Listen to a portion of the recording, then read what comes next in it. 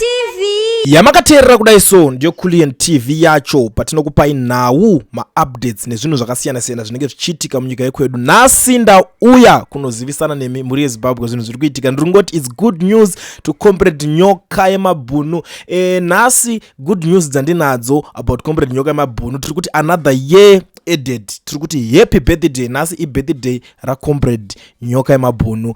Unozwa kuti chinje kutanga tisati tasimbisana zvimwe zvese, tisati taita zvimwe zvese, kumbotanga ta-celebrate upenyu, ta-celebrate life.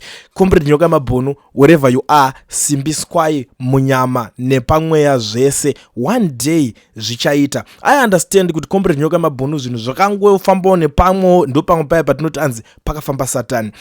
Politics pane mashoko avaigara vakataura vachisimbisa vana veZimbabwe vachiti politics haisi church. Ende vakomana vacho ivavo vanenge varipo mapolitician haasi mapasta kana kuti mapriestess. Zvinhu izvozvo zvinhu zvokuti zvaisimbisa vana veZimbabwe, vaisimbisa zvakare vana veZimbabwe panyaya yekubatana. Unoziva kuti munhu ari munguva yakadai soyi inguva yekuti vanhu vanofanirwa kunge vachicelebrate upenyu, vachisimbisa one comrade wavo.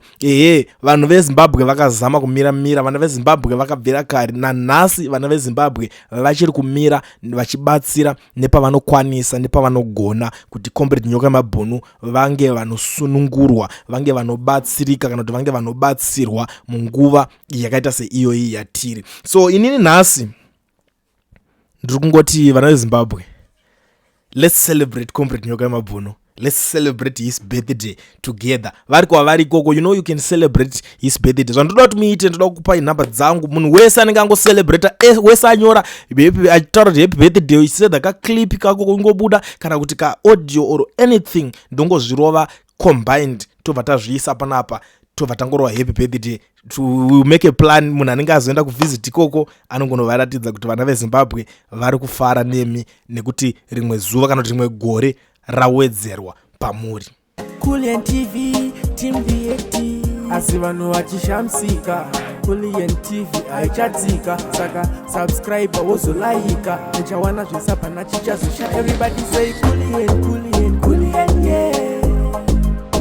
Information is brilliant, brilliant, brilliant, yeah. Everybody say Kulian.